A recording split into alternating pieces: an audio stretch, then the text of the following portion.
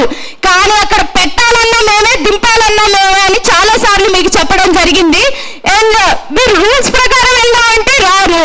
మీరు మొత్తం దౌర్జన్యం చేసి 4000 మంది పోలీసులతో బజార్కి అక్కడ ఒక 10 బజార్ల వరకు ఉన్నాయి, బజార్కి 200 మంది చొప్పున, అంటే ఒక కుటుంబానికి 10 మంది ఆఫీసర్లు చొప్పున వచ్చారు సార్. పేద ప్రజలు ఏం చేస్తారు? జస్ట్ మా సంరక్షణ కొరకై ఒక్కొక్క కర్ర పట్టుకున్నాము. మాకు రెస్పెక్ట్ ఉంది సార్. యూనిఫామ్స్ వేసుకున్న వారిని ఏ విధంగా గౌరవించాలి, ఒక స్థాయిలో ఉన్న వారిని ఏ విధంగా గౌరవించాలని మాకు మా తల్లిదండ్రులు చదువుకోపోయినా ఏ విధంగా రెస్పెక్ట్ చేయాలో అన్నది మాకు ఒక ఐడియా ఉంది. మేము బ్రతుకుతున్నాం, మాకు విలువలు తెలుసు. మేము గౌరవించి, మీరు మనుషులే మేము మనుషులే, మేము తిరగబట్టడానికి ఒక క్షణం మాకు కూడా పట్టదు. మేము తిరగబడితే అది వేరేలా ఉంటది, మేము తిరగబట్టడానికి ఒక క్షణం కూడా పట్టదు సార్. మేము మీకు గౌరవం ఇచ్చి, మేము కర్రలు మేము దాడి చేయొచ్చు, మీరు మనుషులే, కానీ మీకున్న ఒక యూనిఫామ్ ని గౌరవించి మేము ఇప్పటి వరకు మేము చేతులు చేసుకోవడం కానీ, ఇంకా మీ మీద తిరుగుబాటు చేయడం కానీ, ఎటువంటి మేము పబ్లిక్ ప్రాపర్టీ డ్యామేజ్ కూడా చేయొచ్చు, అన్నిటికీ తెగించే ఉన్నాం సార్. మేము పోరాటం, ఇది తెలంగాణ నేల, పోరాటానికి మారు పేరు, ఆ రక్తం మాలోనే ఉంది సార్. పోరాటం పర్టికులర్ గా మేమే కూర్చొని నేర్చుకోనక్కర్లేదు పోరాటానికి. ఇది తెలంగాణ గడ్డ, రాణి రుద్రమదేవి, చాకల ఐలమ్మ, ఇంకా దొడ్డి కొమ్మరయ్య, ఎంతో మంది తెలంగాణ నేలను ఉద్యమం నడిపించిన వారు. అదే రక్తం మాలోనే ఉంది. మేము ఉద్యమం లేపగలం, మేము పోరాటం చేయగలం సార్. కానీ మేము ఇంకా వద్దు, వింటారు, ఒకసారి కాకపోతే ఒకసారి వింటారు. 8 సంవత్సరాల నుంచి ఆఫీసుల చుట్టూ తిరిగి, ఇంకా ప్రతి ఒక్క కలెక్టరేట్ చుట్టూ తిరిగి, ఎంఆర్ఓ ఆఫీసులు, విఆర్ఓ ఆఫీసులని, సార్ మా భూములు మాకు తేల్చండి సార్, మా సరిహద్దులు మాకు తేల్చండి సార్, మాకు వసతులు కల్పించండి సార్, మేము పేద ప్రజలం సార్, కావాలంటే వచ్చి విఆర్ఓలు రండి, ఎంఆర్ఓలు రండి సార్, వచ్చి చూడండి, ప్రతి ఒక్క ఫ్యామిలీని చూడండి, చూసి మీరు సరిహద్దులు తేల్చండి సార్ అని ప్రతి తిరుగుని ఆఫీస్ అంటూ లేదు సార్. నేను ఇప్పుడు మా చదువుకున్న పిల్లలు ఎట్లుందంటే, ఒక ఇన్స్పిరేషన్ గా చూడాల్సిన జనరేషన్, ఒక ఇన్స్పిరేషన్ గా చూడాల్సిన పొలిటీషియన్స్ కానీ, ఇంకా ఇన్స్పిరేషన్ గా చూడాల్సిన కలెక్టర్స్ కానీ, ఆఫీసర్స్ కానీ ఏం మాత్రం ఇన్స్పిరేషన్ గా ఉండే విధంగా లేరు. మాకు ఇన్స్పిరేషన్ అని చెప్పుకోవడానికి కూడా ముందు సిగ్గుచేటు. ఆ ఖమ్మం జిల్లాలో ఉన్న 3 మంత్రుల గురించి ఇంకా మాట్లాడిన అవసరం లేదు, ఇంకా సిగ్గుచేటు దాని గురించి మాట్లాడుకోవడం. జెండాలు మారితే వాళ్ళు మారుతారు, రంగులు మారితే వాళ్ళు మారుతారు అన్నట్టు ఉంది. కానీ మాకు ఎటువంటి సార్ కనీసం పరామర్శించడానికి రాలేదు. ఎందుకు రాలేదు? తప్పు చేశారనే కదా. ఏ తప్పు లేనప్పుడు కూర్చోబెట్టి మాట్లాడాలి కదా. అమ్మ మీ భూములు కావు, మీ కావమ్మా అని మాకు ఒక పెడితే మేము మీటింగ్ పెట్టి చెప్తే మేము వింటాం, లేకపోతే పరామర్శించడానికి రావాలి. రాలేదు, పరామర్శించడానికి రారు. కలెక్టర్ ఆయన ఇర్రెస్పాన్సిబుల్ కలెక్టర్ అని చెప్పొచ్చు. ఆయన పేద ప్రజల కోసం చదివి, పేద ప్రజలకి ఏ విధంగా ఉపయోగపడాలి, వారి సమస్యలు ఏ విధంగా తీర్చాలి, ఆయన జీవితం అంతా చదివిన చదువు అది. ఆ చదువుకు కూడా వాల్యూ లేకుండా చేస్తుంటూ మాకు ఇన్స్పిరేషన్ కొట్టడానికి ఇంకే మాత్రం అనుకోవట్లేదు. ముందు ఆయన సస్పెండ్ చేయాలని మేము కోరుతున్నాము. ఆయన ఎక్కడెక్కడికో వెళ్ళి ఈ రోడ్ ఎలా క్వాలిటీ ఉంది, ఈ రోడ్ క్వాలిటీ ఉందా లేదా అని ఏదో ఆయన రెస్పాన్సిబుల్ అయినట్టు చేతులు పెట్టి కింద చూస్తుండు. ఆయన 4 అడుగులు వేస్తే మా కాలనీ వచ్చింది. ఆయన సంవత్సరం అంతా పనిచేసిన తీరని పనులు ఉన్నాయి సార్ మా దగ్గర. ఆయన కనీసం కూడా మాకు పరామర్శించడానికి రాలేదు. మీరు ఇక్కడ వాల్యుబుల్ గా ఉంటున్నారా లేదా, మీ పట్టాలేంటి, గవర్నమెంట్ వాళ్ళు. ఆయన ప్రజల తరపున మనిషి, గవర్నమెంట్ కి వ్యతిరేకంగా ఉండాలి. ఆయన మొత్తానికి పొలిటీషియన్స్ కి వ్యతిరేకంగా ఉండాల్సిన ఆయన ప్రజల తరపున నిలబడి, అమ్మ మీ పట్టాలు చూపించండి, వాళ్ళకి నేను సమాధానాలు చెప్పుకోవాలని ఆయన వచ్చి మా దగ్గర మాట్లాడాలి. వాళ్ళు కుమ్మక్కయ్యి ఇదేంటో మాకు అర్థం కావట్లేదు సార్. మొన్న ఈ రేవంత్ రెడ్డి సార్ గారు అన్నారు, డెవలప్మెంట్ ఎవరికి కావాలి సార్? డెవలప్మెంట్ మన దేశ స్పెషాలిటీ ఏంటో తెలుసా? వ్యవసాయ దేశం సార్ మనది. మంచి మనది వ్యవసాయ దేశం.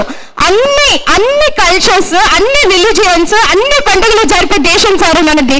దాక్షిణంగా వచ్చి మా భూముల మీద పడి మా ఇల్లులన్నీ కూల్పేసి మాకు చాలా నష్టం కలిగించారు.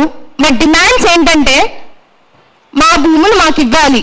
ఫస్ట్ మీరు ఇచ్చేది కాదు, ఫస్ట్ మిమ్మల్ని ఇవ్వమని మేము అడగట్లేదు. ముందు రండి, లా అండ్ ఆర్డర్ ప్రకారంగా వెళ్దామని అడుగుతున్నాం. మా భూములు మీ దగ్గర లేవు మీరు ఇయటానికి, ఫస్ట్ ఆఫ్ ఆల్ అది తెలుసుకోండి.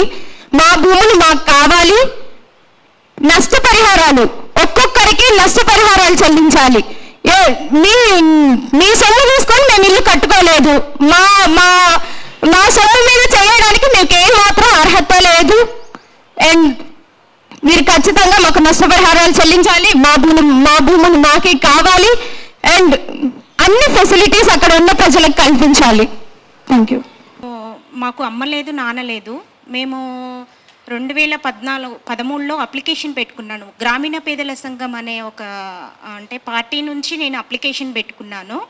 నాకు 2014లో ప్రొసీడింగ్ ఇచ్చారు సార్. నేను అంటే మళ్ళీ 2019లో వాళ్ళు అంటే కోర్టు నుంచి కొన్ని కాగితాలు కావాలి అది ఇదని చెప్పేసి కొన్ని రోజులు కోర్టు చుట్టూ తిరిగాక 2019లో మమ్మీని ల్యాండ్ మీదకి రమ్మని చెప్పారు సార్. ఆ రోజు మేము ల్యాండ్ మీదకి వచ్చినప్పుడు పెద్ద రాళ్ళు, గుట్టలు, చెట్లు అవన్నీ ఉంటే మేము అంతా శుభ్రం చేసుకొని ఆ రాళ్ళలోనే 4 స్తంభాలు, పట్టాలు వేసుకొని మేము అక్కడ స్టే చేసాం సార్. ఆ రోజు మాకు అర్హత లేదన్నప్పుడు ఆ రోజు మమ్మీని పంపించి ఉన్నట్టయితే ఈరోజు మాకు ఈ పరిస్థితి వచ్చేది కాదని నేను అనుకుంటున్నాను సార్. అయితే సార్ ఇది చిన్న విషయం అయితే కాదు సార్. నేను నా సొంతంగా సార్ నేను నా పిల్లల్ని చిన్న పిల్లల్ని ఎమ్మట పెట్టుకొని వచ్చి నేను ఖమ్మం జీవి మాల్లో పనిచేసుకుంటూ నేను శ్రీరామ్ ఫైనాన్స్ అని ఇంకా మిగతా ఫైనాన్స్లో నేను ఫైనాన్స్ తీసుకొని ఒక 10 lakhs పెట్టి నేను ఇల్లు కట్టుకున్నాను సార్.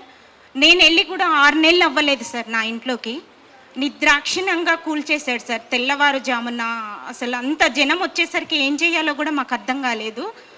అంత దారుణమైన స్థితిలో మమ్మీని పెట్టారు సార్. నాలాంటి వాళ్ళు చాలామంది ఉన్నారు అక్కడ సార్. ఇది గ్రామీణ పేదల సంఘం మాకు సహాయం చేస్తుంది. పడిగే ఎర్రయ్య గారు అనే ఒక వ్యక్తి మాకు చాలా సహాయం చేశారు సార్. ఇది గ్రామీణ పేదల సంఘం తరపున పడిగే ఎర్రయ్య గారు అనే ఒక వ్యక్తి ఈ నిరుపేదలందరినీ గ్యాదర్ చేసి ఎవరు పేదలు, ఎవరికి ఇవ్వాలి, ఎవరు లేని వాళ్ళు అనేసి చెప్పి అందరినీ గ్యాదర్ చేసి తీసుకొచ్చి మమ్మల్ని అక్కడ పెట్టారు.